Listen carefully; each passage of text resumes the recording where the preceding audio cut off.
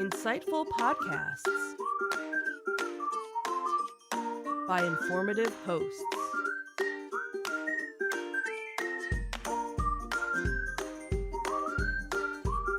Insights into Things, a podcast network.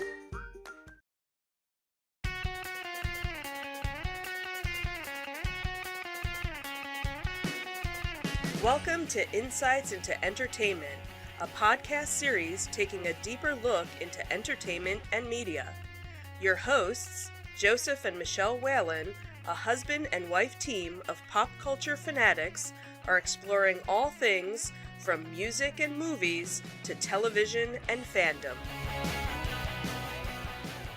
Welcome to Insights into Entertainment.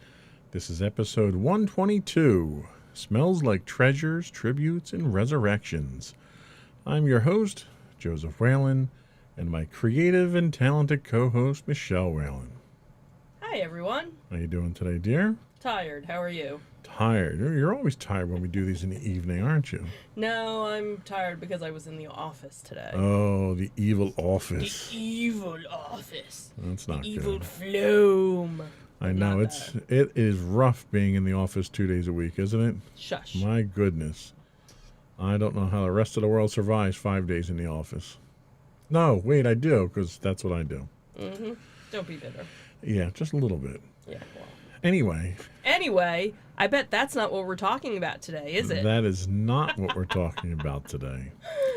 Today, in our Disney Detective, Walt Disney's personal plane remains abandoned at Disney World. And Imagineer Raleigh Crump, we get his thoughts on the Museum of the Weird, the scariest Disneyland attraction ever envisioned, unfortunately not realized though. Then in our Tales from the Edge of the Galaxy, we finally learn how Palpatine survived and returned in Rise of Skywalker. What we don't figure out is why, because I still am puzzled why they did that, but anyway.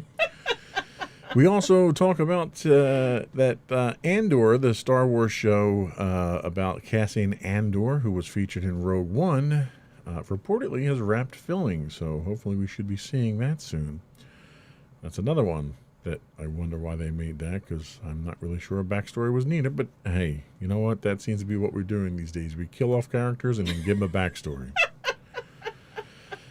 And as always, and for our entertainment, we do have entertainment news, because this is an entertainment podcast. So for our entertainment news, we'll talk about Nirvana being sued by the baby from Nevermind's album cover. And sadly, drummer Charlie Watts of the Rolling Stones dies at 80. And then we'll finish up with our insightful picks of the week. Kind of an oddball one I had this week. Yeah, very unusual for you. Yeah, scraping the bottom of the barrel right now. I haven't been watching all that much. Oh. And then we'll have some afterthoughts. Steal from me. No, you didn't give me anything good to steal from this week. I've been milking all yours the last couple of weeks. Yeah, I know. So, well, I admit that I'm an uncultured swine. See? There you go. You expand my horizons. Aww. Before we get into all of that, I would invite our audience to subscribe to the podcast. You can get audio versions of this podcast listed as Insights into Entertainment. You can also get video versions of this podcast and all of the network's podcasts listed as Insights into Things. Pretty much anywhere you get a podcast: Google, Apple, Spotify, Stitcher, Amazon, and so forth. I would also invite our audience to write in, give us some feedback. You can email us at comments@insightsintothings.com.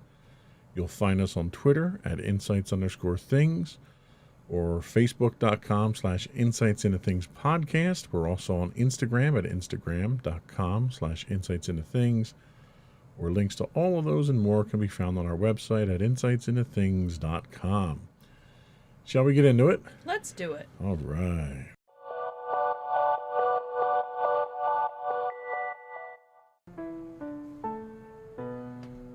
Go for Disney Detective. So our first story comes from InsideTheMagic.net, and it talks about how Walt Disney's personal plane remains abandoned at Walt Disney World. So with the majority of Walt Disney World always looking magical, it's actually hard to imagine that there are sections that may look a little abandoned. With Walt Disney World being the size of San Francisco, there's plenty of room to place things that might not be unused. In the past, we've talked, the website has actually talked about how there's an abandoned airport that was active on property for many years, for a few years. There have also been, as most people know, there's a whole water park, River Country, that has been empty for many years. And before Art of Disney was built, the space was actually known to many guests as the Ghost Hotel. And we actually have plenty of pictures of that because when we had stayed at Pop Century, we could see all of the abandonment of that. So now it seems that Walt Disney's personal airplane, which he used to travel between Burbank and Orlando, is looking rather unattended to as well. So Walt's airplane currently sits in a service area north of Disney's Animal Kingdom. In a recent snapshot that was taken by photographer BioReconstruct, we see that the cover on the plane is starting to come apart, and this could be cause for some water that might be pooling in the aircraft's casing. It seems like also part of the tail is exposed in the picture as well. So hopefully the exposed area of the covering hasn't caused too much damage to the plane's exterior. But it seems that, you can't really get to it from most of the guest areas. But the theme park architect had responded to a tweet with an interesting update on why the plane was moved and why it has not been moved since. So they had said that it was repainted when they started the Disney Hollywood Studios expansion, and at one point it was planned to be relocated to Glendale, but nobody wanted to fund the shipping cost. So then Disney opted for it to go to a Florida Air Museum, but nobody took them up on it. And the inside of the plane is actually gutted, and that's where the plane has been since. So the interesting thing was this used to be visible on the back lot tour. Right. So back in the day, before all the different incarnations of Disney Hollywood Studio, when they actually had the backlot studio tour, yes, this was something that you could see while you were going around the boneyard. And it was uncovered too, so right. You could see it in all its glory at the time. It, right. It still had Mickey Mouse on it. I think it said Disney on it. So it was very much obvious that it was, the Disney plane. Right. So then I guess when they started, making all the changes to Hollywood Studios, that's when they kind of moved it around, did whatever, and it just never kind of found a new And I home. remember when they were doing construction, there was news articles, local news articles, where they were actually carting the plane down the road in Disney. You actually had film of that. Okay. Which was kind of interesting. Yeah. But, I mean, clearly it's a collector's item at this point in time. It's never going to fly again. Right, But it would be nice if they would clean it up and put it someplace where, guests could see it even. Yeah, where would you put that, though? Well, they have 100 square acres. Well, I know, but like... they got plenty of room somewhere. Like, I don't know. What theme? Because everything is themed in Disney. Where would this actually fit? You could put it in Disney Springs at that one restaurant that's the plane... The aviation one. The aviation there one. There you go. See? Or turn it into a Problem restaurant. solved. Yeah, you could do that too. Kind of a cramped restaurant. Yeah, but kind of snug. Yeah. But see, you could totally do. There you go. See, Disney. That. Listen to this podcast. We just gave you an excellent idea. We just gave you a perfect plan for There you go. what to do with it. You know where else you could probably put it? You could probably put it at Vero Beach. Oh yeah. Because they've got plenty of land out there. You got the airport out there. You do have the airport out there. You've got the museum out there. So that Right. might be a good place at the airstrip out there at Vero Beach. Yeah, you could do that too. Anyway, Anyway. So let's talk about the Museum of the Weird. So this article came from the San Francisco Gate, and it talked about how Imagineer Rolly Crump had helped to create the Museum of the Weird, which was going to be the scariest Disneyland attraction ever, and obviously never came to be. So Walt Disney always knew that he wanted to have a spooky attraction at Disneyland, but beyond that, he didn't know what he wanted, or what it would eventually, or that it would eventually become the Haunted Mansion. So in assembling the team tasked with conveying it, he paired legendary Imagineer Yale Gracie, who had pioneered many of the effects in Pirates of the Caribbean, with a younger Imagineer, Rolly Crump, who was newer to the team, but who had caught Disney's attention with his innovations working in the animation studio. He had said, "We weren't really given too much direction on the project." Crump, who is the last living original Haunted Mansion Imagineer, say that five times fast, who then later designed attractions like the Enchanted Tiki Room and parts of Epcot, wrote in his memoirs, "It's kind of a cute story." He said at the time, they still really didn't know what they wanted it to be. He also added in his book that they just kind of set us loose. Walt just wanted us to be left alone and gave us the freedom to do whatever we wanted. We had our own little studio that we just filled with all sorts of crazy stuff. What is interesting is that in the Haunted Mansion episode of Beyond the Attraction, he goes and talks about this part of the story where they had come up with much scarier things for the attraction, so much so that they actually scared the custodians at WED Enterprises, and that there were custodians that refused to go into their work area at night because things were so scary. So they had just a lot of fun creating it. But then what ended up happening was, while they were planning all of this, then you had the World's Fair, the New York World's Fair, come into play. So then what they ended up doing was transferring a whole bunch of the Imagineers from the park attractions over to work on that. And then after the World's Fair was done, then they moved them back to the park projects. But then, unfortunately, Walt Disney had passed away before the project could actually come to fruition. So they had all these ideas, because what they wanted to do an attraction, but then they wanted to do this walk-through museum. So there were all of these great ideas that Rolly Crump had for the museum part of it that, unfortunately, after Walt died, the next people that came in basically said, we need it to be something that's family friendly. We don't want it to be something that's so scary.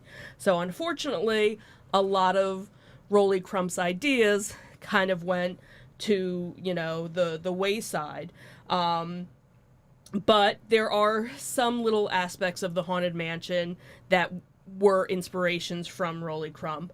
But what is nice about it is that now, there are so many Haunted Mansion fans out there that all of us, I should say, are trying to find out as much information about the history behind it. And what's really cool is that right now there's an exhibit that is inside the Great Moments with Lincoln building on Main Street in Disneyland that is celebrating the 50th anniversary of the Haunted Mansion. And they have a lot of the early concept artwork of the ride, including his original drawings. So it's nice to see that some of that stuff is still out there for fans to find and look for. Yeah, and Rolly is one of our favorite Imagineers, just because he's so enthusiastic. You go back and you look at some of the interviews that he's done, and the work that he's done, and he's incredibly talented, and it's stuff that it's so original. Absolutely. Even to this day, it looks Like, it could be modern stuff Right. from today, not 50 or 60 years ago when he, first did some of the... Right. You see these a pieces. piece of his work and you immediately recognize Yes. what it is. Right. And his I don't know, like the way he recalls his stories of working with Walt, and just not that he idolized Walt, but how much he loved his job because in one quote he even says, it's not like you work for Walt, you worked with Walt. And he always gets choked up when he talks about Walt because you can see how much love he had for the man. Yeah, even all these years later. You know. Well, and the article goes on to talk about the dedication he gets with his Main Street, the Legends windows on Main Street, where most Legends get a window in one of the shops on Main Street, and Rowley got an entire building dedicated to him with a nod to his work with Walt as well. So it was kind of a cool story. And unfortunately, because the other Imagineers were so against having a scary haunted mansion, once Walt passed away, they all kind of shelved the whole thing. In fact, he talks in the episode about an instance where they're presenting haunted mansion stuff to Walt, and all the old timers, all the veteran guys, put all the Rowley stuff behind Walt, to scare thinking him. that Walt's that Walt's not going to see it. That's right. And Walt sees it, and he comes in the next morning, and he says, "I was up all night because of that stuff." And Rowley gets all upset, thinking that he made a man, but he was upset because of how impactful the work was. Right. So stories like that were always kind of cool to hear from him. So anyway, that was all we had for our Disney Detective. We'll be right back with our Tales from the Edge of the Galaxy. I was going to say insightful picks, but I'm jumping the gun there. Yep, not there yet. We'll be back with our Tales from the Edge of the Galaxy.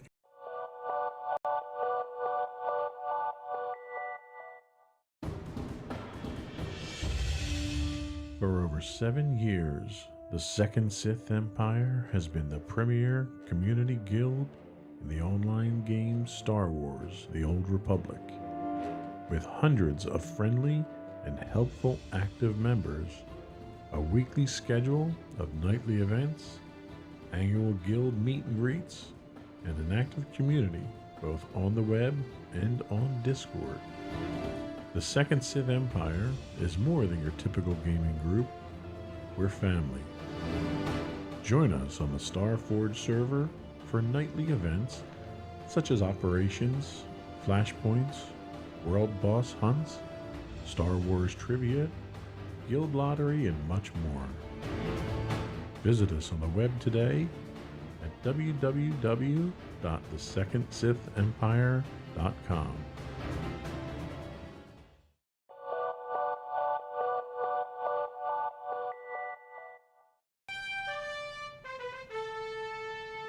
Go for Tales from the Edge of the Galaxy.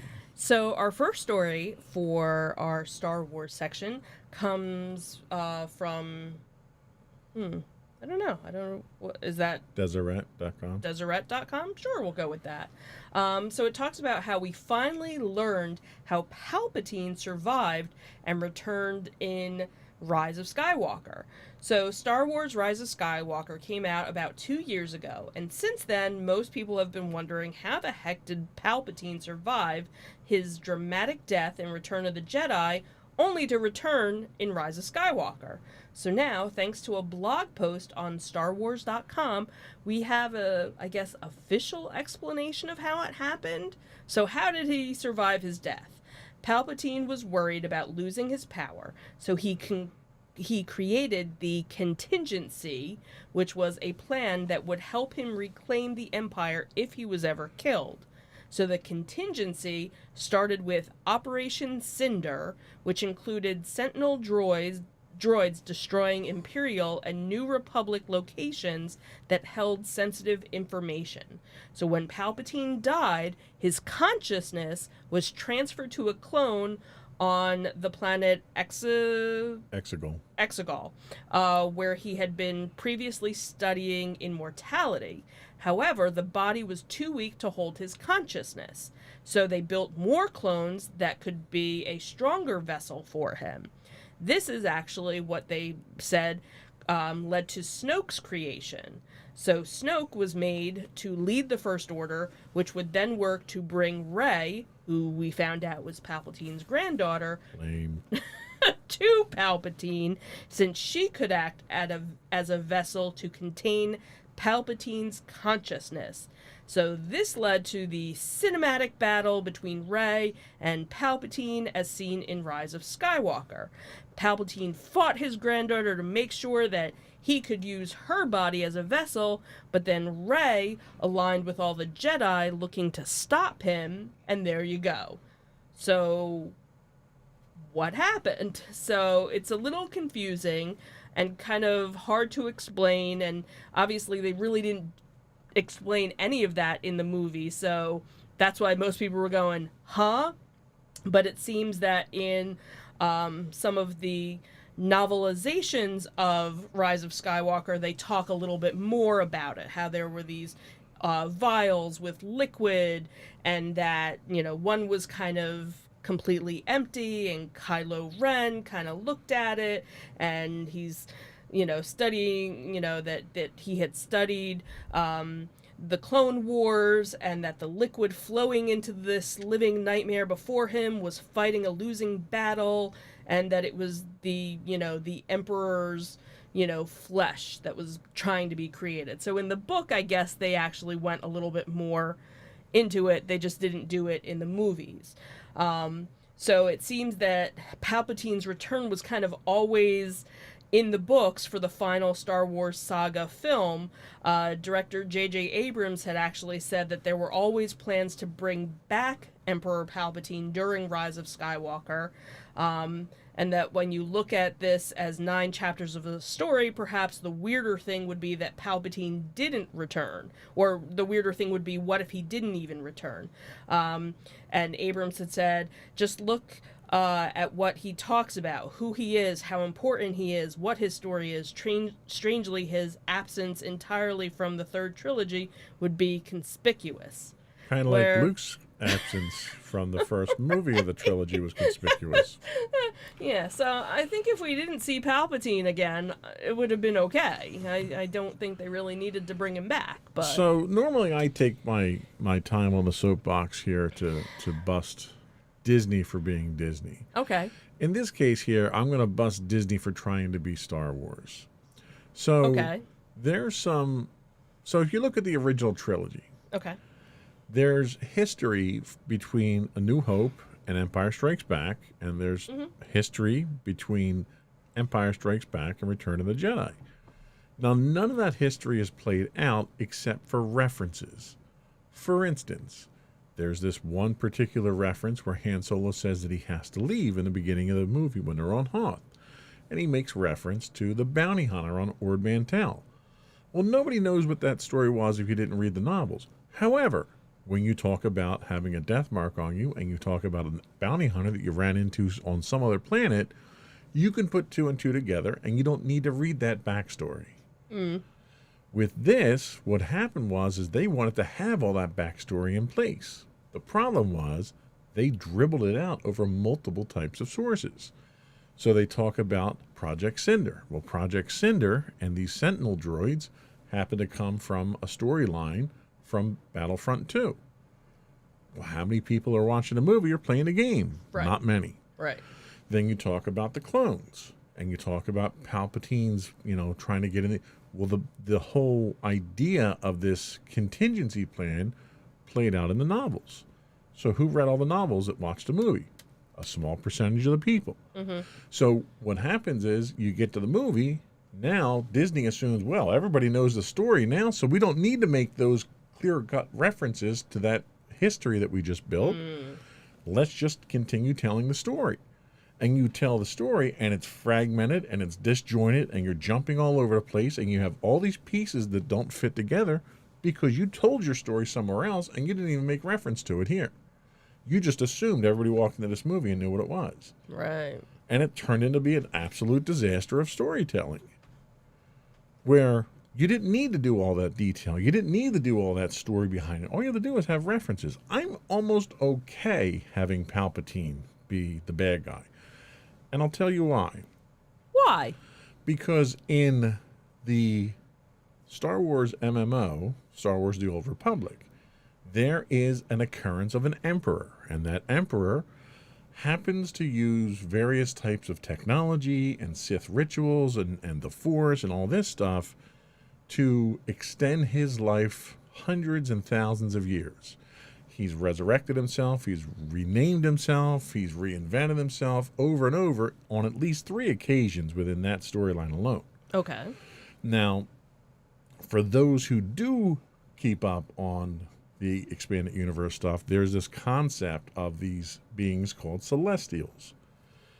Not Celestials from Marvel Universe, although it'd be a cool tie-in to that and be a great gateway to that. Hint, hint, Disney.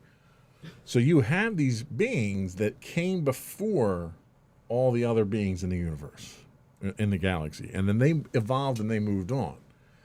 Well, the storyline is leaning in the Old Republic that this particular emperor happened to be the entity or the essence of one of these Celestials. So it would fit perfectly in that this guy somehow gets defeated in the Old Republic, goes dormant or something like that, and then turns out that it's Palpatine, who is that same emperor who's trying to resurrect everything again.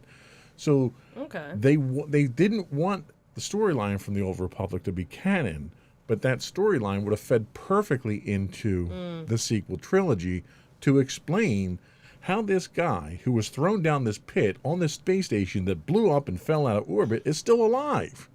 Gotcha. Because apparently he can do transfer essence across the galaxy. That's a little hard to believe. Now, I could understand if you transfer your essence to Rey, who's right in front of you, but apparently he couldn't even do that when he was able to transfer to another body that was all the way across the galaxy. Right. So it's hard to believe the way that they brought him back. But had they done it right, I would have bought it. The fact that you have Rey as his granddaughter makes no sense whatsoever. You didn't need him because Anakin was supposed to be that vessel that he was supposed to transfer himself into. Because the one book that is canon, the Sidious book, talks about Sidious and his former master, Plagueis, who he learned how to preserve life from. They got together, performed a Sith ritual, and basically conceived Anakin from the Force. So that's why his goofy midichlorians were so high, because he was pure Force. He was supposed to be the vessel that they were going to pour themselves into. So when he gets killed, he's not there anymore. So now they invent a granddaughter that he somehow had at some point in time, a son somewhere, and that son had a kid with someone else, and the son's not pure Force, and the wife wasn't pure Force, and the kid's less pure Force. Like, it makes no sense. It doesn't work what they tried to do with it. Okay. So, but the fact that they just decided to resurrect him because they couldn't come up with a better guy, and the fact that they wasted their time making Snoke out in 2 movies to be the ultimate bad guy, and then they just offed him because they were done with the character. Right. That was almost as bad as them killing off Darth Maul in the first prequel trilogy movie. You're still bitter about that. Well, and then they brought him back. So is Snoke really dead? I mean, they cut Maul in half. They cut Snoke in half. Is Snoke really dead? No, probably not. He's in a jar somewhere. He'll be back in an animated version somewhere with spider legs. With spider legs. Anyway. Oh, that's awesome. That's my soapbox. Okay. So let's talk about something that's going to get me less worked up, but equally as annoyed. Okay, so from ScreenRant.com, it seems that Andor, the Star Wars show, has reportedly wrapped filming. So Disney Plus's upcoming Star Wars spin-off show, Andor, has reportedly wrapped filming. The show will serve as a prequel to the 2016 film Rogue One and will follow the story of Cassian Andor during his early years in the Rebellion Alliance. Little known is about the show's plot or characters apart from a brief sizzle reel that was shown late last year, which teased that the show would be kind of a spy thriller. In universe, Cassian's history is obviously kind of tragic. As he reveals to Jyn in Rogue One, his struggle against the Empire was a lifelong one. He first came into conflict with Palpatine's war machine during the Clone Wars when he was just 6 years old, when the Empire was still referred to as the Galactic Republic. Throughout the course of the film, his Machiavelli, the ends justify the means philosophy paint a picture of a man that will fight to achieve peace at any cost. With all of these ingredients in place, Andor has potential to further flesh out one of the more compelling and morally gray characters from Rogue One. A recent report from Star Wars scooper Bespin Bullet claims that filming for the show has wrapped. It seems that there were various members of production who were having their own wrap parties and confirming that filming had concluded. So after speaking with multiple sources, he had the reporter had said that it had wrapped. They had checked in with Pinewood Studio sources, and that it looked like on August 18th they were still kind of filming some things, but by the 20th, most things had pretty much finished up. Andor sets itself apart from other Disney Plus Star Wars spin-off shows that were actually filmed on location rather than using the VR volume set, which was used for Book of Boba Fett, The Mandalorian, and the upcoming Obi-Wan Kenobi series. So because they were doing a lot of shots outside, obviously there were set leaks from Andor that people were passing around on the internet trying to figure out what it was going to be. There were some trooper variants and some Imperial things that people have seen. So again, we'll have to see. So compared to other upcoming Star Wars shows, the hype and interest in Andor seems to be tepid at best, which is kind of where you are. This is despite Rogue One being a critical and commercial success for Lucasfilms. That said, Cassian is considered one of the better characters in that movie thanks to his moral ambiguity, painting of the rebellion in a darker light, but it's worth remembering that The Bad Batch earned mixed reactions following its initial announcement, yet the show has more than justified its existence with arguably one of the strongest first seasons of Star Wars animation. So, we'll see. Yeah, so I know you're not excited about it. the problem that I have here is that Rogue One, and I loved the movie. Mm-hmm. I really did. I thought it was great. It was shot well. It was acted well. Mm-hmm. It was a fantastic story. It did a great handoff. Rogue One was supposed to be essentially a prequel to A New Hope. Mm-hmm. Okay, I can buy that. So I finally know how Princess Leia got the plans. Right. I didn't need to. It didn't do anything for the overall story arc. Right. But now I know. So this is a prequel to the prequel. And it's a character who was basically a carbon copy of Han Solo. Down to the point that they even dressed him like Han Solo. So I don't understand why we need an origin story for Cassian Andor. Who's dead. Who's dead. You know where his story goes. You know what his contribution to the overall story was. Mm-hmm. Knowing what he did before that is completely irrelevant. Mm-hmm. You have a character who is morally ambiguous. You have, and here we go again with the hints of why he's like that because Mm-hmm. of his experience since he's been involved since he was 6. Mm-hmm. That's all you need to know. You don't need to know. You know, you knew that Han shot first. That scene defined Han.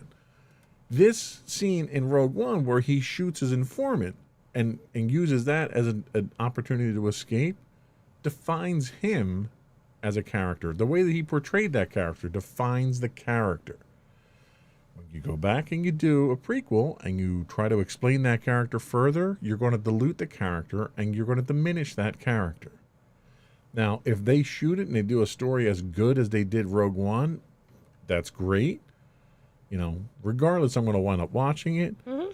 But Disney needs to come up with better stories. They need to come up with original stories. I'll even give you the Bad Batch, because the Bad Batch is bridging that gap between Clone Wars and A New Hope. It's telling you that story. It's filling in the blanks that people want to know. Mm-hmm. Star Wars now has this huge gap between Return of the Jedi and Force Awakens that for some reason Disney doesn't want to touch. You're getting little hints of it from The Mandalorian, but you're only looking 5 years in the future. Right, you're not looking more than that. You've got a 30-year gap there. Mm-hmm. And they're doing absolutely nothing to tell you about the stuff that got you to their last 3 big movies. Right, they're basically going back further ahead and not where they should be. Right. In essence, yeah. They're going about the storytelling the wrong way. People are desperate to get, like, where the hell did the First Order come from? They still haven't explained that. They hinted to it in some of the novels, but nobody's going to read the novels. You're going to have 3% of the people read the novels. And that would help, for Disney at least, bridging the gap of Star Wars Galaxy's Edge. Exactly. Why are we worried about the First Order? Where's Darth Vader? Where's all these, okay, Kylo Ren, all right, whatever, but how did we They want to hinge their here? Entire Star Wars property on the sequel trilogy, but they seem very hesitant to get you to that trilogy. It's there. I feel I have no investment whatsoever in that new trilogy. The characters that they introduced there are completely paper characters that have no meaning to me whatsoever. Rey is a Jedi. Okay, great. What's she going to do now? We don't know. She turned into lightsabers and she moved on. Like that makes no sense. You had Finn that you were setting up as a Jedi because he was Force sensitive, and then all of a sudden he's not Force sensitive anymore. Nobody cares that he's Force sensitive. He's just there.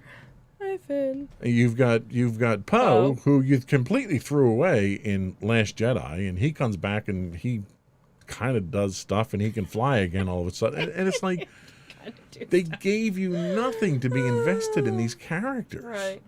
People were far more worried about Carrie Fisher showing up in Rise of Skywalker and what she did. They were more invested in Laura Dern's character, who nobody liked, but she sacrificed herself. They were more concerned about Akbar, but you just spaced him. You just killed him off, and you didn't get to see anything with him. It's a twap. It's like I don't understand what they're like. Like, Disney is a storytelling company, and they're doing a terrible job. You look at what they do with Marvel. Marvel is a fantastic storytelling thing. By the way, Kevin Feige did come out and announce he's co-producing a Star Wars movie with Kathleen Kennedy, and Han Solo is not going to be in the movie. Apparently there was some speculation that Han Solo was going to show up in whatever movie he was doing. But he's dead. Well, so is Darth Maul, and Darth Maul's back too, so... True, okay. Yeah. And Obi-Wan's dead, and he's back, and Cassian's dead, and he's back, so... Okay, gotcha. Death in the Star Wars universe doesn't really mean it's like dead. A soap opera. Exactly. You look different. Yeah. Anyway. You done? Are you done ranting? I'm done. This was a Star Wars rant this week. Phew! So we'll be right back with our entertainment news of the week.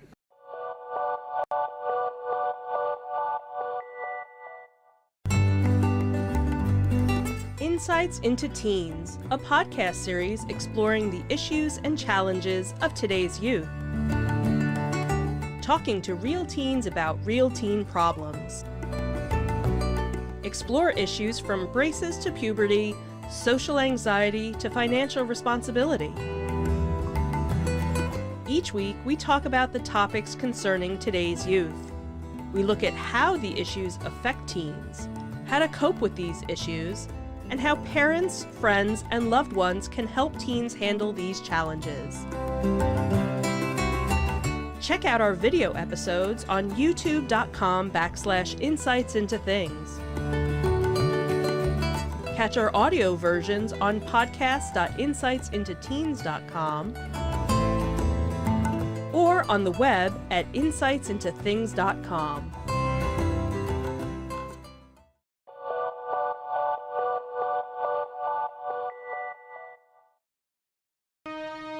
go for entertainment news. So Spencer Eldon, the man who was photographed as a baby on the album cover for Nirvana's Nevermind, is actually suing the band, alleging sexual exploitation. So the cover depicts Eldon as a 4-month-old in a swimming pool, grasping for a dollar bill that's being dangled in front of him on a fishing line. Now 30, Eldon says his parents never signed a release authorizing the use of his image on the album. He also alleges that the nude image constitutes child pornography. These images expose Spencer's intimate body parts and displays his genitals from the time he was an infant to present day, says his legal papers that were filed in California. So non-sexualized photos of infants are generally not considered child pornography under U.S. law. However, his attorney argues that in the inclusion of the dollar bill, which was superimposed after the photograph was taken, makes the minor seem like a quote-unquote sex worker. The legal case also alleges that Nirvana had promised to cover his genitals with a sticker, but the agreement was never upheld. Eldon alleges that his true identity and legal name are forever tied to this commercial sexual exploitation he experienced as a minor, which has been distributed and sold worldwide from the time he was a baby to the present day. He claims that he has suffered and will continue to suffer lifelong damages as a result of the artwork, including extreme and permanent emotional distress, as well as interference with his normal development and educational progress, and medical and psychological treatment. So he is now asking for damages of at least $150,000 from each of the 15 defendants, who include the 2 surviving band members, the managers of Kurt Cobain's estate, Cobain's former wife, Courtney Love, and the photographer, Kirk Weedle. Representatives for Nirvana and their record label have not yet responded to the claims. Eldon has recreated the album cover several times as a teenager and adult, always wearing swimming trunks, to mark Nevermind's 10th, 20th, and 25th anniversaries. However, he has sometimes expressed ambivalence about the photo shoot. So back in 2016, he actually told Time magazine that he had got a little upset about the notoriety as he grew up. He said, "I just woke up already being a part of this huge project. It's pretty difficult. You feel like you're famous for nothing. It's hard not to get upset when you hear how much money was involved. And then you go to a baseball game and you think about it, man, everybody at this game has probably seen my little baby penis." And you kind of feel that, his human rights were revoked. But then in other interviews that he did, he was kind of more upbeat about the image. So at one point he had said, "It's always been a positive thing and opened doors for me." And this he had told The Guardian about 6 years ago. He had said, "I was 23 and an artist, and the story actually gave me an opportunity to work with Shepard Fairey for 5 years, and he was a huge music connoisseur, so when he heard that I was the Nirvana baby, he thought it was really cool." And then back in 2008, his father had recounted that the photo shoot, for the photo shoot to U.S. radio network NPR, that they were actually offered $200 by the photographer, who was actually a family friend, and they basically had this huge pool party. No one had any idea what was going on, and the family quickly forgot about the photo shoot until 3 months later when they saw the Nevermind album cover blown up on the wall of Tower Records in Los Angeles. 2 months after the NPR article, Geffen Records had sent the 1-year-old Spencer a platinum album and a teddy bear. The album, which included the hits Smells Like Teen Spirit, Come As You Are, and Lithium, went to sell on 30 million copies around the world. So I'm not a lawyer or a legal scholar. I don't play one on TV. Nor do I play one on TV. But I can't help but think if you looked up frivolous lawsuit in the dictionary, this guy's face would be right next to it, right next to his baby penis. This is ridiculous because it was okay for him to exploit his notoriety. Because I'll tell you, you have no idea who that baby is. Absolutely. And you wouldn't know anything about who that baby is if he hadn't exploited it himself. Right. So apparently the gravy train has run out on his ability to exploit this. Right. So now he's going to complain about it and say his rights were violated and try to get more money out of it. And that's his next phase of exploitation of this. Right. Especially if you've never gone and recreated this. Right. But you did it multiple times. 10-year, 20-year, just 5 years ago on the 25th and probably anniversary. What happened was he realized, well, I didn't get nearly as much money for the 25-year one that I thought I was going to get. Yeah. I'm not going to get anywhere near what I want for the 30-year, so let me sue now. Right. And I'm sorry, but once you've taken advantage of this and exploited it and used it for your own gain, you've given up any right you have to sue on it at this point in time. Right. I think they should go through with the lawsuit, and when he loses, he should pay the defendant's legal fees. And this is why you need tort reform in this country, so that you don't have stupid, frivolous lawsuits like this. Yep. On to a sadder note. Yeah, so continuing with some music news, but very sad music news. Charlie Watts, the self-effacing and unshakable Rolling Stones drummer who helped anchor one of rock's greatest rhythm sections and used his day job to support his enduring love of jazz, had passed away, according to his publicist, and he was 80 years old. His publicist said on Tuesday that Watts passed away peacefully in a London hospital earlier today, surrounded by his family. Charlie was a cherished husband, father, and grandfather who also and was also a member of the Rolling Stones, one of the greatest drummers of his generation. Watts had announced that he would not go on the world tour with the Stones in 2022 because of an undefined health issue. The quiet, elegantly dressed Watts had often ranked with Keith Moon, Ginger Baker, and a handful of others as a premier rock drummer, respected worldwide for his muscular, swinging style as the Stones rose from their scruffy beginnings to international stardom. He joined the band early in 1963 and remained for nearly 60 years, ranked just behind Mick Jagger and Keith Richards as the group's longest-lasting and most essential members. He stayed on and largely held himself apart through the drug abuse, creative clashes, and ego wars that helped kill founding member Brian Jones, drove bassist Bill Wyman and Jones's replacement, Mick Taylor, to quit, and otherwise made being in the Stones a most exhausting job.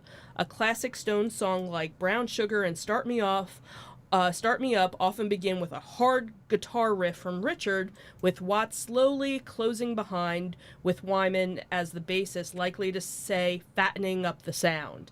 Watts' speed, power, and timekeeping were never better showcased than during the concert documentary Shine a Light, when director Martin Scorsese filmed Jumping Jack Flash from where he drummed towards the back of the stage. The Stones began, Watts said, as white blokes from England playing black American music, but quickly evolved their own distinctive sound. Watts was actually a jazz drummer in his early years and never lost his affinity for the music he first loved, heading his own jazz band and taking on numerous side projects. Richard and Jagger at times, seemed to admire him as both a man and a musician, and Richards had actually called Watts the key and often joked that their affinity was so strong that on stage he sometimes tried to rattle him by suddenly changing the beat, only to have Watts just kind of change it back. Watts also found refuge from the rock life by marrying Shirley Ann Shepard in 1964 and having a daughter, Serafina, soon after. So while other famous rock star marriages crumbled, they were together up until his passing. Yeah. Shame. He was a gentleman. He was a sharp dresser. You know, they talk about how he was always fashion conscious. Yep. And he was always so quiet. Yes. In interviews and on stage. Like, he was modest to the point that he never tried to take, you know, the spotlight from anybody. Yeah. And he was he knew how good he was. Everybody else knew how good he was. And that was all he needed to know. He did not need to be a front man. He did not need to be, you know, that guy that was out there strutting his stuff. Yeah, and they were talking about, obviously, you know, all the different radio stations have been talking about it, you know, the last 2 days and stuff. And they were basically saying, you know, he was one of a kind. Yeah. He, you know, was a rock star for so long, but yet never really lived it. He settled down, and he had his wife, he had his daughter, he had his granddaughter, and that's what he wanted. He didn't talked need about him to as be being crazy. Always looking for the next plane home. When could he get home? When could he spend time with his family? Right. And that's really a tribute to the kind of man he was. Yeah. So it's sad, you know. We'll miss his passing. So we're gonna take a quick break. We'll be right back with our insightful picks of the week.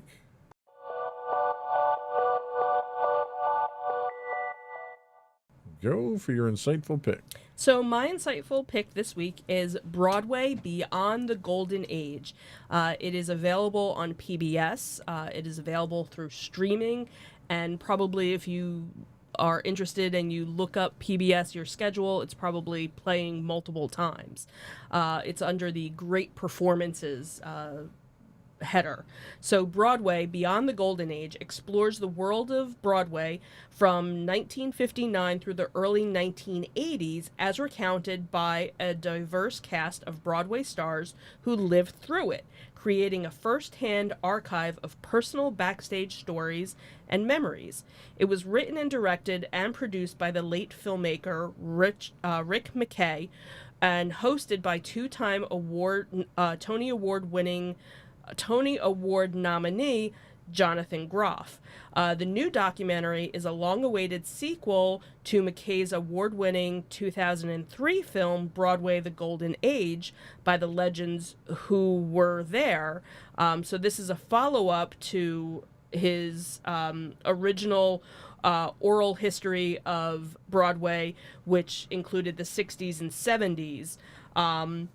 So it spotlights the Broadway show Once Upon a Mattress, Bye Bye Birdie, Barefoot in the Park, Pippin, A Chorus Line, Ain't Misbehavin', Chicago, and 42nd Street. So particular focus is placed on famed directors and choreographers like Bob Fosse and George Abbott and Michael Bennett, with, you know, anecdotes from 1959's Once Upon a Mattress through 1983's When A Chorus Line became the longest-running Broadway show in history. And it features a galaxy of stars from Alec Baldwin, Carol Burnett, Glenn Close, Jane Fonda, Robert Goulet, Liza Minnelli, Cheetah Rivera, Dick Van Dyke, Ben Vereen, and so many more. And what's interesting is that they have some very rare archival photos and also never before footage that was shown from onstage and offstage. So, you know, they talk about what was really interesting was how A Chorus Line came to be. And they had the original cast members, and basically the idea kind of happened because dancers were always just kind of something that went along with Broadway shows. You know, they were always the ones that worked the hardest because they had to learn all these routines and basically got no recognition. So one night, this one writer and director kind of gathered up all these different dancers from all these different shows and kind of had a party at his house, and they kind of started at like 11 o'clock at night, and it went until noon the next morning, and basically they were just telling all their stories of how they became a dancer, what they were kind of escaping from, and what their story was of going from one audition to another and finally getting it. And that all became what we know now as the Broadway show, and what also became the movie, A Chorus Line. And the one dancer actually said, if you look through, you know, the notes from the original script from their party, his dialogue is like word for word. It was his exact story. Basically, they just changed the name of the actor. That was it. And then it goes on that it just became such a hit, and that when they did finally become the longest running show, they did a special performance where they brought back everybody who had been in a chorus line, and it was this like phenomenal record breaking cast that they had. So it was really cool. So if you're interested in Broadway and, seeing some of this archival photo, unfortunately some of the actors have since passed away, but it's great that their oral history has been preserved and you have them talking about how their experience was. Really kind of fascinating to hear these backstories of these beloved shows that, have stood the test of time. Okay, cool pick. Thank you.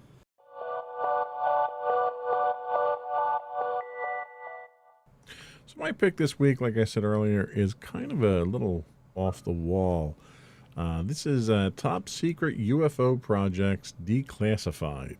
It's a 6-episode series on Netflix that features interviews with experts on alien sightings and Project Blue Book, the U.S. Air Force's investigation into UFOs that went on from the early 1950s to the late 1960s.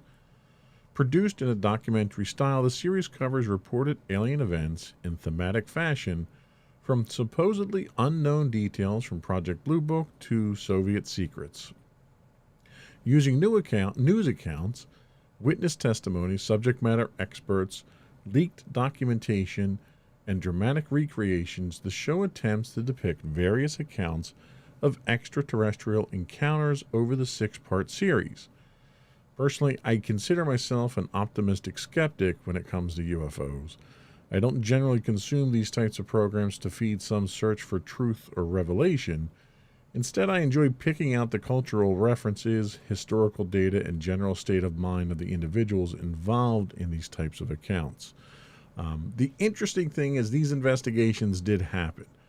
Whether or not UFOs were found or aliens were found or any of the conclusions that are drawn within the documentation of the documentary itself actually happened, I leave that to the viewer, but I enjoy the historical aspect of the U.S. Air Force devoting resources to researching these things. And to a certain extent, they don't necessarily research it from the perspective of are they aliens as much as they research it from the effect of is there a threat to national security? All during the Cold War, the speculation was, okay, well, are the Russians developing technology that is capable of performing the way these observations are? And the Army then goes in and says, okay, well, a lot of these incidents are focused over nuclear sites, so that's a national security issue there. So there was a lot of things, and information came out from released Russian documents that the Soviet Union did try to capitalize to a certain extent on the alien UFO scare to try to cause mass hysteria in the U.S. for tactical advantage. So a lot of the stuff that's out there is factual information. How it's interpreted and what your conclusions are subjective. So Top Secret UFO Projects Declassified, a 6-part series available on Netflix. And we'll be right back.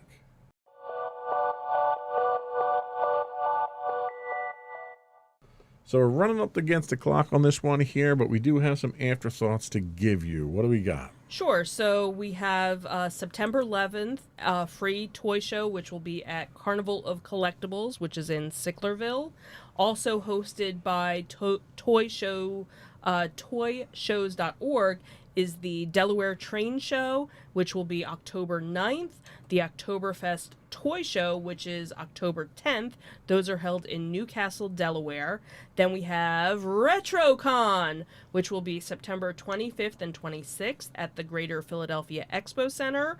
Also that weekend in Hunt Valley, Maryland is Monster Mania 47. Then a month later is Monster Mania 48, which will be at Oaks, Pennsylvania, October 22nd through the 24th. Then the beginning of October at the Greater Philadelphia Expo Center is Brickfest. Okay. I think that's all we had. Before we go, I do want to... Wow, I just really went crazy with that shot. You're there, like, didn't I? "Whoa!" Whoa, okay. Before we go, I do want to once again invite our audience to subscribe to the podcast. You can subscribe to the audio version of this podcast listed as Insights into Entertainment. Video versions of all of our podcasts are listed as Insights into Things. We're available on Apple Podcasts, Spotify, Google, Stitcher, iHeartRadio, TuneIn, etc., etc.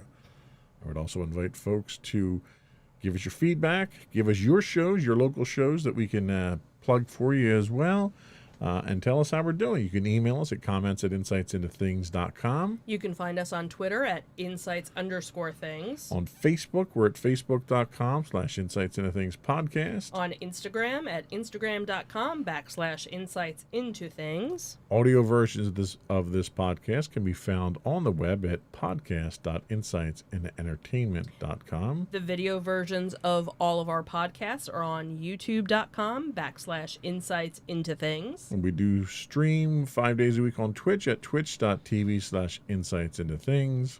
And you can find us on the web. If you don't remember any of our other links, all of our links can be found at our main website, which is insightsintothings.com. That's it. Another one in the books. Have a good week, everyone. Bye. Bye.